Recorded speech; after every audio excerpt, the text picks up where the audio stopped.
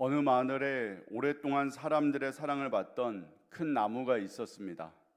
그 나무는 마을 한가운데 서서 여름에는 시원한 그늘을 만들어 주었고 사람들은 그 아래에 모여 쉬기도 했습니다. 오랜 세월 동안 비바람을 견뎌 온 나무였기에 사람들은 그 나무가 영원히 서 있을 것처럼 생각했습니다. 그런데 어느 날 강한 바람이 불자 그 거대한 나무가 힘없이 쓰러지고 말았습니다. 사람들이 쓰러진 나무의 뿌리를 살펴보니 겉으로는 튼튼하고 아름다웠지만 속은 이미 썩어 있었습니다. 밖에서는 아무런 문제가 없어 보였지만 보이지 않는 안쪽에서부터 무너지고 있었던 것입니다. 사람도 이와 비슷합니다. 겉으로는 강해 보이고 많은 것을 가지고 있으며 아무도 자신을 무너뜨릴 수 없을 것처럼 보여도 마음속이 교만과 죄로 가득하면 언젠가는 무너질 수밖에 없습니다. 나라와 민족도 마찬가지입니다. 군사력이 강하고 많은 재물을 가지고 있으며 세상에서 가장 높은 자리에 있다고 해도 하나님을 무시하고 악을 행한다면 그 나라는 영원히 설 수 없습니다. 오늘 본문은 당시 세상에서 가장 강력했던 바벨론을 향한 하나님의 심판을 말씀합니다. 이사야가 이 말씀을 전하던 당시 바벨론은 아직 세계를 제패하는 제국은 아니었습니다. 그러나 하나님께서는 바벨론이 강대한 나라로 일어날 것과 그들이 교만해질 것, 그리고 결국 하나님의 심판을 받아 무너질 것까지 미리 보여주셨습니다. 오늘 본문은 단순히 한 나라의 멸망만을 말하지 않습니다. 하나님을 대적하고 자신의 힘을 자랑하며 악을 행하는 모든 교만한 세력은 결국 하나님의 심판 앞에 서게 된다는 것을 말씀합니다. 오늘 말씀을 통해서 하나님께서 왜 바벨론을 심판하셨는지, 그리고 우리는 어떤 믿음으로 살아가야 하는지를 함께 나누기를 원합니다. 첫째, 하나님은 세상의 모든 역사를 다스리십니다. 1절은 이렇게 시작합니다. 아모스의 아들 이사야가 바벨론에 대하여 받은 경고라. 이사야는 바벨론의 심판을 선포합니다. 그 당시 유다 백성의 눈에 바벨론은 아직 심판을 받을 만큼 강한 나라가 아니었습니다. 그럼에도 하나님은 바벨론이 앞으로 어떻게 일어날 것이며 어떻게 교만해지고 어떻게 멸망할 것인지를 이미 알고 계셨습니다. 하나님은 과거와 현재만 아시는 분이 아니십니다. 아직 일어나지 않은 미래도 알고 계시며 모든 역사를 하나님의 뜻 가운데 이끌어 가십니다. 2절과 3절을 보면 하나님께서 군대를 불러 모으시는 모습이 나옵니다. 하나님께서 여러 나라의 군대를 불러 바벨론을 심판하시는 것입니다. 본문은 그들을 나의 거룩히 구별한 자들이라고 부릅니다. 이들이 모두 하나님을 믿는 사람들이라는 뜻은 아닙니다.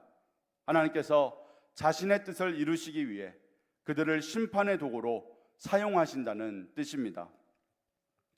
세상의 왕과 나라들은 자신들의 계획과 힘으로 움직인다고 생각합니다. 그러나 성경은 모든 역사의 주권이 하나님께 있다고 말씀합니다. 강한 나라가 일어나는 것도 그 나라가 무너지는 것도 하나님의 주권 아래에 있습니다. 우리의 삶도 마찬가지입니다. 우리는 앞날을 알지 못합니다. 오늘은 평안해도 내일 어떤 일이 일어날지 알 수 없고 내가 세운 계획이 그대로 이루어질지도 알 수 없습니다. 그래서 미래를 알지 못하는 우리는 미래를 아시는 하나님을 의지해야 합니다. 앞이 보이지 않는다고 두려워할 필요가 없습니다.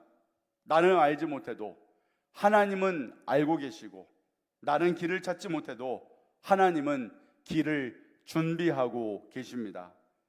세상이 내 생각과 다르게 움직이는 것처럼 보여도 하나님의 손에서 벗어난 것은 아무것도 없습니다.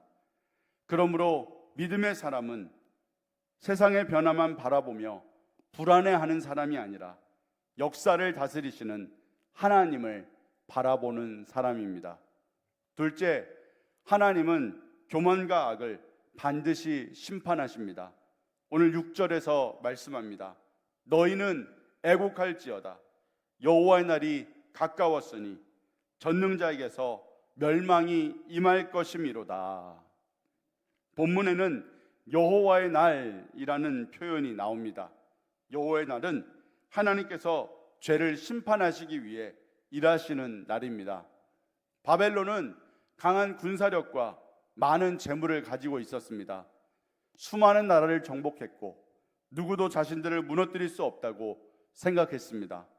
그러나 바벨론의 강함은 그들을 겸손하게 만들지 못했습니다. 오히려 자신들의 힘을 자랑하게 했고 다른 나라와 백성들을 잔인하게 억압하게 했습니다. 그래서 하나님은 11절에서 말씀하십니다. 내가 세상의 악과 악인의 죄를 벌하며 교만한 자의 오만을 끊으며 강포한 자의 거만을 낮출 것이며. 하나님께서 심판하시는 죄가 분명하게 나타납니다. 악과 죄, 교만과 오만, 그리고 강포와 거만입니다. 바벨론은 자신들이 높아진 것이 하나님의 허락하심이라는 사실을 알지 못했습니다. 자신들의 능력이 뛰어나서 강해진 줄 알았고 원하는 것은 무엇이든 할 수 있다고 생각했습니다. 하지만 하나님은 교만한 자의 오만을 끊고 거만한 자를 낮추시겠다고 말씀하십니다. 사람이 높은 자리에 오르는 것 자체는 죄가 아닙니다. 재물을 가지고 능력을 인정받으며 큰 영향력을 가지는 것도 죄가 아닙니다. 문제는 그것을 주신 하나님을 잊어버리는 것입니다. 하나님 없이도 살아갈 수 있다고 생각하고 자신이 가진 힘으로 다른 사람을 무시하고 억압하는 것이 죄입니다. 우리도 일이 잘 되고 사람들에게 인정받으며 가진 것이 많아질수록 조심해야 합니다. 처음에는 모든 것이 하나님의 은혜라고 고백하다가도 시간이 지나면 자신의 능력으로 이룬 것처럼 생각할 수 있습니다. 기도하지 않아도 될 것 같고 말씀을 듣지 않아도 괜찮을 것 같으며 다른 사람의 충고도 들리지 않기 시작합니다. 그때부터 마음의 뿌리가 썩기 시작합니다. 교만한 사람은 다른 사람보다 자신이 높다고 생각하지만 겸손한 사람은 하나님 앞에서 자신이 어떤 사람인지를 아는 사람입니다. 우리가 가진 모든 것은 하나님께서 잠시 맡겨주신 것입니다. 건강도, 재물도, 직분도, 재능도, 사람들에게 받는 인정도 영원히 내 것이 아닙니다. 하나님께서 주셨기에 가지고 있는 것이며 하나님께서 거두시면 내려놓을 수밖에 없습니다. 그러므로 우리는 높아질수록 더욱 겸손하고 많이 가질수록 더 많이 나누며 힘이 있을수록 연약한 사람을 섬겨야 합니다. 마지막 셋째로, 하나님을 떠난 세상의 영광은 영원하지 않습니다. 본문 후반부에서는 바벨론이 얼마나 철저하게 무너질 것인지를 보여줍니다. 17절에서 하나님은 메대 사람들을 일으켜 바벨론을 치게 하셨다고 말씀하십니다. 그리고 19절은 이렇게 말씀합니다. 열국의 영광이요 갈대아 사람의 자랑하는 놀이개가 된 바벨론이 하나님께 멸망당한 소돔과 고모라 같이 되리니. 바벨론은 열국의 영광이었습니다. 사람들이 부러워할 만큼 화려했고 그들의 성과 궁전은 아름다웠습니다. 그들은 자신들의 영광이 영원할 것이라고 생각했습니다. 그러나 하나님은 바벨론이 소돔과 고모라처럼 무너질 것이라고 말씀하십니다. 사람들이 살지 않는 황무지가 되고 들짐승들이 머무는 곳이 될 것이라고 하셨습니다.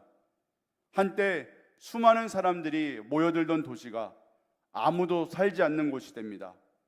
한때 세상을 호령하던 나라가 역사 속에서 사라지게 됩니다. 이 말씀은 우리에게 세상의 영광이 얼마나 덧없는지를 보여줍니다. 사람들이 부러워하는 성공도 영원하지 않습니다. 아름다움도 변하고 건강도 약해지며 재물과 명예도 언젠가는 내려놓아야 합니다. 그런데 우리는 사라질 것을 붙잡기 위해 영원한 것을 놓칠 때가 많습니다. 더 많이 가지기 위해 믿음을 잃어버리고 더 높아지기 위해 사람을 상처 입히며 사람들에게 인정받기 위해 하나님 앞에서 정직하지 못할 때가 있습니다. 그러나 아무리 많은 것을 얻어도 하나님을 잃어버린다면 진정으로 성공한 인생이라 할 수 없습니다. 예수님께서도 말씀하셨습니다. 사람이 만일 온 천하를 얻고도 자기 목숨을 잃으면 무엇이 유익하리요? 세상에서 가장 중요한 것은 얼마나 많이 가지고 얼마나 높은 자리에 올랐느냐가 아닙니다. 하나님과 바른 관계를 맺고 살아가는 것이 더욱 중요합니다. 세상의 영광은 지나가지만 하나님의 말씀은 영원합니다. 사람의 나라는 무너지지만 하나님의 나라는 영원합니다. 그러므로 우리는 사라질 세상의 영광보다 영원한 하나님 나라를 바라보며 살아야 합니다. 오늘 본문은 바벨론을 향한 무서운 심판의 말씀입니다. 그러나 이 말씀은 단순히 바벨론의 멸망을 알려주는 데 목적이 있지 않습니다. 하나님 없이 높아진 것은 언젠가 반드시 낮아진다는 경고입니다. 아무리 강해 보여도 하나님을 대적하는 세력은 영원할 수 없습니다. 반대로 지금 연약하고 작아 보여도 하나님을 의지하는 사람은 결코 버림받지 않습니다.